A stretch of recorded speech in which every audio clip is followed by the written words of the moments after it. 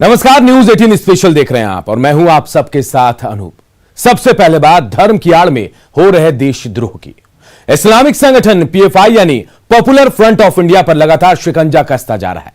3 दिन पहले ईडी की छापेमारी के बाद अब बिहार को अशांत करने के इस्लामिक संगठन की मंशा को लेकर राज्य सरकार बेहद सख्त है। कटिहार में पीएफआई की ओर से भड़काऊ पोस्टर मामले की जांच की बात डिप्टी सीएम ने कही है। पीएफआई पर सरकार का शिकंजा। बिहार को अशांत करने वालों को संदेश।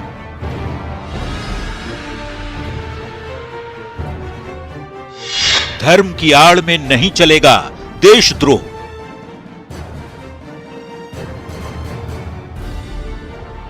पॉपुलर फ्रंट ऑफ इंडिया यानी पीएफआई वैसे कहलाने को तो इस्लामिक संगठन है, लेकिन धर्म के नाम पर पीएफआई से जुड़े लोग अब बिहार को अशांत करना चाहते हैं। तभी तो कटिहार में संगठन की ओर से ऐसे पोस्टर लगाए गए हैं।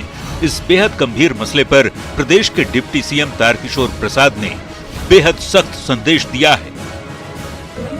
बिहार सरकार का गृह विभाग इस मामले में गंभीर है, हमारी पुलिस भी गंभीर है और इस तरह के जो भी तत्व हैं जो इस तरह की शरारत की है उस पर सरकार कार्रवाई करेगी। वैसे 3 दिन पहले यानी 3 दिसंबर को पूर्णिया के खजांची थाना के राजाबाड़ी में पॉपुलर फ्रंट ऑफ इंडिया के दफ्तर पर ईडी ने बड़ी छापेमारी की थी। तो उसी दिन दरभंगा के शंकरपुर में भी पीएफआई के जिला सचिव मोहम्मद सनाउल्लाह के आवास पर पटना से पहुंची ईडी की विशेष टीम ने रेड डाला था।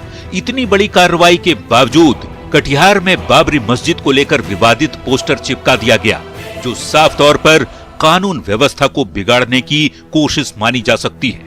वैसे पीएफआई के बारे में जान लीजिए कि ये संगठन क्या है। तो पॉपुलर फ्रंट ऑफ इंडिया यानी पीएफआई एक इस्लामिक संगठन है। इसकी जड़ें देश के 24 राज्यों में फैली हुई हैं। पीएफआई के पास 25,000 के करीब कैडर और 3 लाख समर्थक हैं।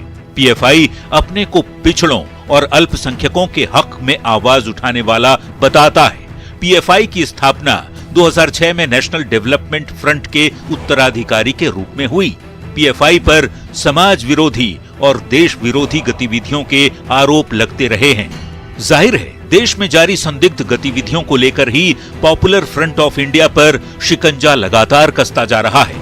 ईडी की छापेमारी के बाद बिहार सरकार के सख्त रवैये ने ये बता दिया है कि इस्लाम धर्म के प्रचार प्रसार के नाम पर देश विरोधी गतिविधियों को सख्ती से कुचल दिया जाएगा।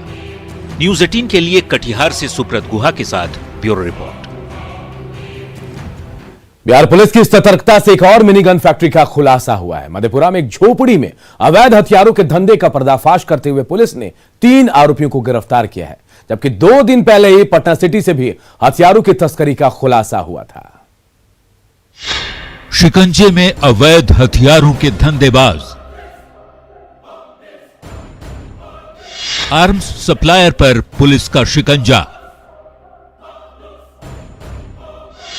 अपराधियों के नापाक मंसूबे नाकाम।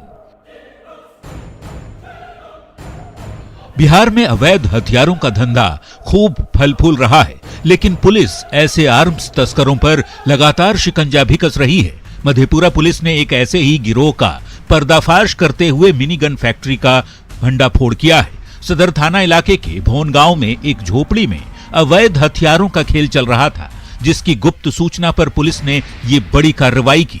पुलिस रेड में मौके से 4 अर्धनिर्मित पिस्टल, 4 पिस्टल के बैरल, 4 स्लाइडर और 5 मैगजीन सहित बड़ी मात्रा में हथियार बनाने के सामान जब्त किए गए।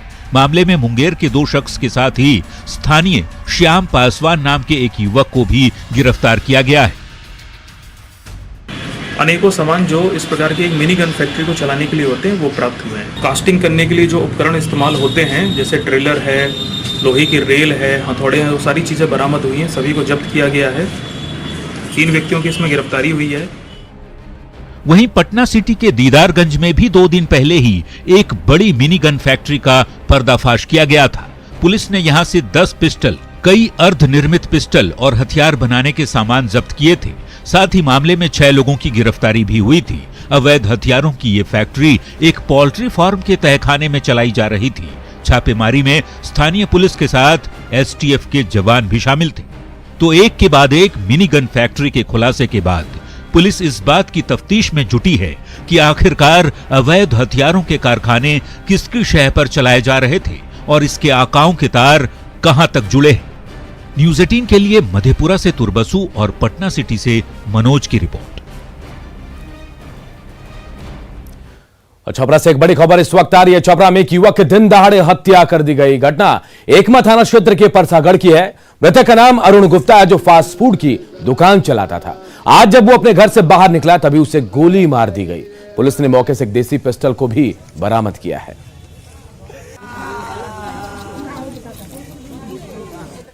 इधर पटना के गौरी चक में तमंचे के बल पर डांसरों को नचाने और उनसे दुष्कर्म की कोशिश की गई। इस मामले में पुलिस ने 5 आरोपियों को गिरफ्तार किया है। इन्हें फतुहा प्रखंडा का उप प्रमुख, इनमें से रजनीश कुमार भी शामिल है।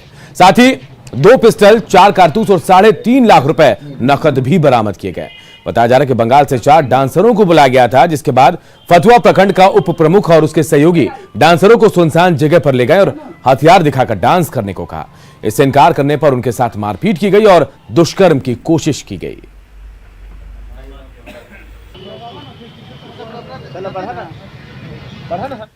जमुई सेंट्रल कोऑपरेटिव बैंक में एक बड़े घोटाले की खबर सामने आई है। जमुई जिले के 3 शाखाओं में करीब 50 लाख के गबन का खुलासा हुआ है।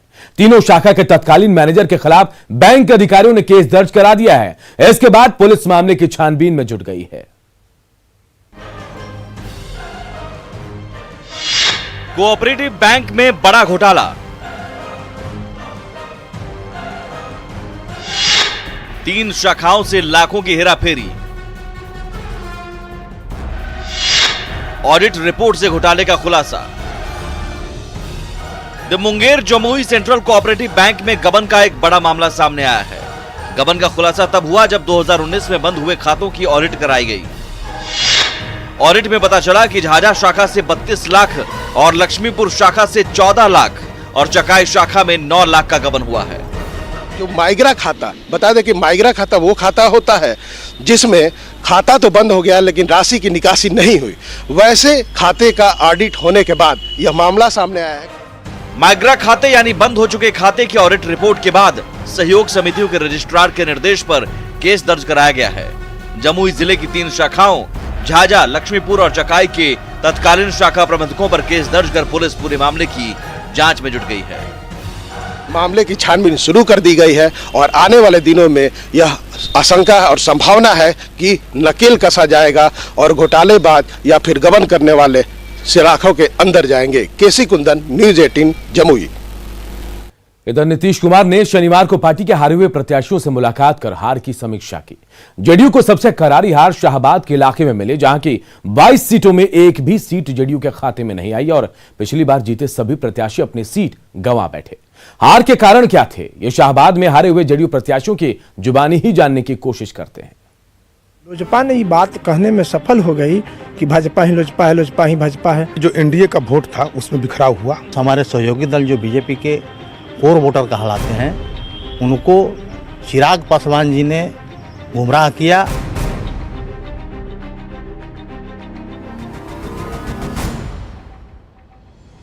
शनिवार को जेडीयू कार्यालय में घंटों मंथन चला। नीतीश कुमार ने विधानसभा चुनाव में हारे हुए प्रत्याशियों से बातचीत की। हार की समीक्षा के दौरान शाहबाद के भी वो सभी जेडीयू नेता मौजूद रहे जिन्हें इस बार विधानसभा चुनाव में हार का मुंह देखना पड़ा। जिस प्रकार से एक स्लोगन चला लोजपा ही भाजपा है, उसको बेहतर ढंग से हम लोग काट नहीं कर पाए, जहां भी रणनीति में चूक हुई हो। शाहबाद से आने वाले जेडीयू के उन सभी उम्मीदवारों का कहना है कि बीजेपी के कोर वोटर एलजेपी नेता चिराग पासवान के झांसे में आ गए।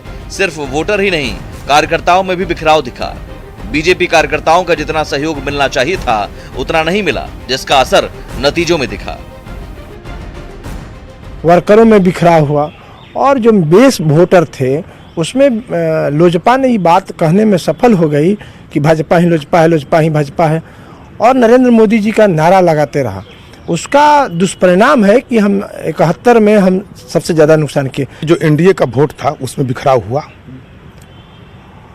बीजेपी के साथियों को जितना मजबूती से लगना चाहिए, मदद करना चाहिए, और उनका जो वोटर लोग थे सही ढंग से मैं समझता हूं कि सपोर्ट नहीं बढ़िया से कर पाए, जिसके चलते ये सब हुआ है। लेकिन दुर्भाग्यवश हमारे सहयोगी दल जो बीजेपी के कोर वोटर कहलाते हैं, उनको चिराग पासवान जी ने गुमराह किया और चिराग पासवान जी पर भरोसा कर करके किए और भारतीय जनता पार्टी के लोगों नेताओं पर भरोसा नहीं किए। इसका परिणाम हुआ कि हम लोग एनडीए के उम्मीदवार होते हुए भी आने वाले समय में बदलेगा, फिर से पुनः बदलेगा। ये पीड़ा शाहाबाद के उन सभी जेडीयू नेताओं की है जो जेडीयू की टिकट पर लड़े और चुनाव हार गए। शाहाबाद बिहार का वो इलाका जिसे धान का कटोरा कहा जाता है। संयुक्त शाहाबाद से कटकर 4 जिले बने, रोहतास, कैमूर, बक्सर और भोजपुर। इन 4 जिलों में 22 विधानसभा सीटें आती हैं, जिन 22 सीटों में एक भी इस बार जेडीयू के पास नहीं है, जबकि पिछली बार जेडीयू 6 सीटों पर चुनाव लड़ी थी और 5 जीत गई थी। जबकि आरएलएसपी से चुनाव जीतने वाले ललन पासवान भी बाद में जेडीयू में शामिल हो गए थे। शाहाबाद जो पिछले चुनाव तक जेडीयू का मजबूत गढ़ रहा है, उस इलाके में हार ने पार्टी नेताओं की चिंता बढ़ा दी है। हारे हुए उम्मीदवारों का कहना है कि उन्हें एलजेपी और भीतरघात का खामियाजा भुगतना पड़ा। अब नीतीश कुमार के सामने चुनौती है कि कैसे वो इस इलाके में पार्टी की स्थिति को बेहतर कर पाते हैं। न्यूज़ 18 के लिए पटना से आनंद अमृतराज के साथ ब्यूरो रिपोर्ट।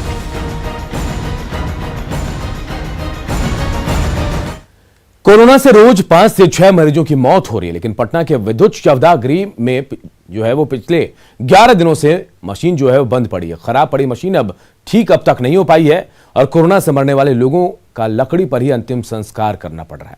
जिला प्रशासन इसके लिए कुछ भी नहीं कर रहा है। जायजा लिया हमारे सहयोगी रजनीश कुमार ने। कोरोना काल में भी पिछले 11 दिनों से बांस घाट का विद्युत शवदाह गृह बंद पड़ा हुआ है और जो कोरोना मरीज हैं उन्हें लकड़ी पर जलाना पड़ रहा है। जरा देखिए आप, ये बांस घाट है और बांस घाट पर विद्युत शवदाह गृह के बाहर ये बोर्ड लटका हुआ है कि मशीनें बंद हैं, यानी मशीनें ठप हैं। जिला प्रशासन को जानकारी है, तमाम अधिकारियों को सूचना दे दी गई है, लेकिन अब तक मशीनें चालू नहीं हुई है। जो यहाँ पर विद्युत शवदाह गृह के जो कर्मचारी हैं यहाँ मौजूद हैं, साथ ही कई ऐसे परिजन भी हैं जो रोजाना इस चीज़ को देख रहे हैं। यहाँ के कुछ कर्मी हैं बांस घाट के, वो भी देख रहे हैं और ये परेशानी जो है धीरे धीरे बढ़ती जा रही है। गुलवी घाट एकमात्र विकल्प रहा है जहाँ पर काफ़ी दबाव बढ़ गया है।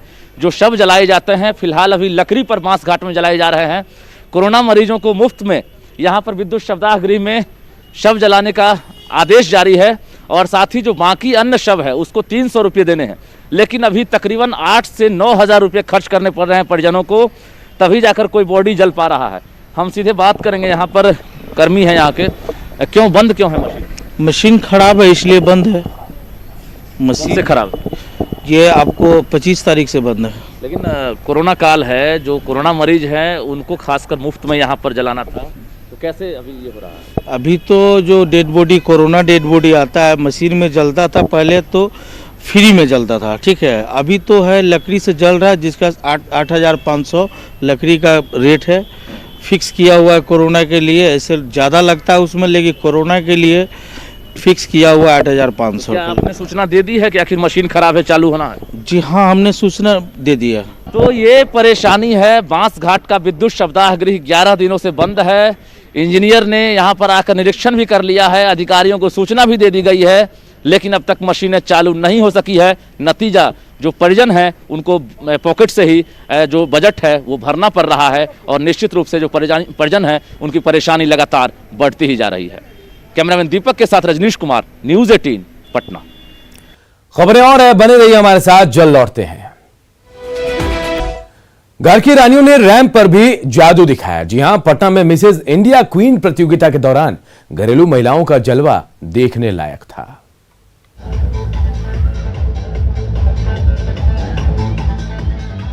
घर पर चूल्हा चौका संभालने वाली महिलाएं जब उत्साह और आत्मविश्वास से लबरेज होकर रैंप पर अवतरित हुईं, तो लगा धरती पर चांद उतर आया है।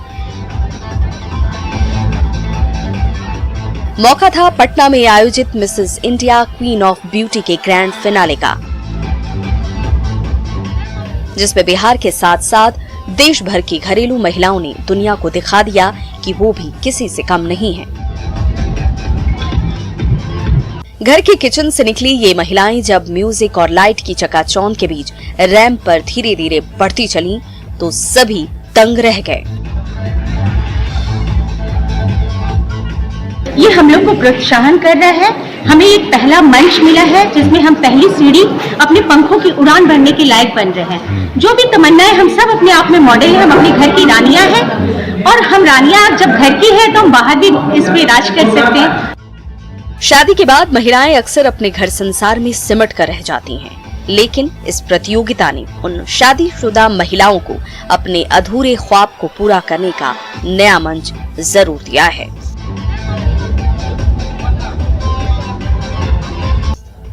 Manoj, news 18, Patna city.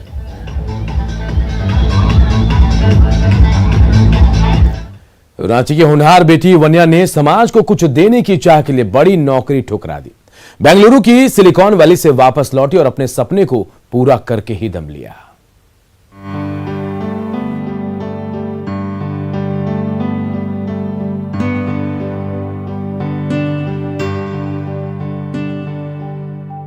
IIM से पास आउट वन्या अपनी सहयोगियों के साथ जमीन पर बैठकर सैनिटरी पैड की पैकिंग कर रही हैं। कुरियर के जरिए ये पैकेट्स जल्द ही घर घर पहुंचेंगे। सीए के साथ साथ एमबीए जैसी डिग्री हासिल कर चुकी वन्या चाहती तो बेंगलुरु में 28 लाख की मोटी पगार वाली नौकरी आगे भी कर सकती थी, लेकिन कुछ करने का जज्बा उन्हें बेंगलुरु के सिलिकॉन वैली से वापस रांची खींच लाया, जहां उन्होंने रखी इलारिया एंटरप्राइजेस की नींव। जॉब है, अच्छा है, पैसा है, सब कुछ है। थोड़ा रिस्क लेना लाइफ में बहुत ज़रूरी है। जब तक आप रिस्क नहीं लेंगे तब तक आपका कोई प्रॉफिट भी नहीं होगा, कोई बेनिफिट नहीं होगा। और पैसा ही सब कुछ नहीं है, खुशी ज़रूरी है लाइफ में, दुनिया का, देश का भला ज़रूरी है। महीने में एक बार ऐसा समय आता है जब महिलाओं को पीड़ा के दौर से गुजरना पड़ता है। उन्हीं लम्हों के लिए वन्या ने इको फ्रेंडली सैनिटरी पैड का सपना देखा था, जिसे आखिरकार उन्होंने साकार कर दिखाया। तो जिन्होंने भी यूज़ किया उनका रिव्यू बहुत ही पॉजिटिव है। जो पैड है बहुत अच्छा है और उससे खुजली की परेशानी, चकत्ते, ये चीज़ें बिल्कुल नहीं हो रही हैं। तो काफ़ी सेटिस्फाइड हूँ। वन्या युवाओं की उस भीड़ से बिल्कुल अलग हैं, जो पढ़ लिख कर मोटी तनख्वाह की ख्वाहिश रखती हैं। वो तो अपनी सोच और मेहनत के दम पर महिलाओं की जिंदगी और आसान बनाना चाहती हैं। इलारिया के जरिए उन्होंने इस ओर कदम बढ़ा दिया है। अविनाश, न्यूज़ 18, रांची। और न्यूज़ 18 स्पेशल में फिलहाल इतना ही, लेकिन खबरें लगातार जारी है। बने रहिए, देखते रहिए न्यूज़ 18 बिहार।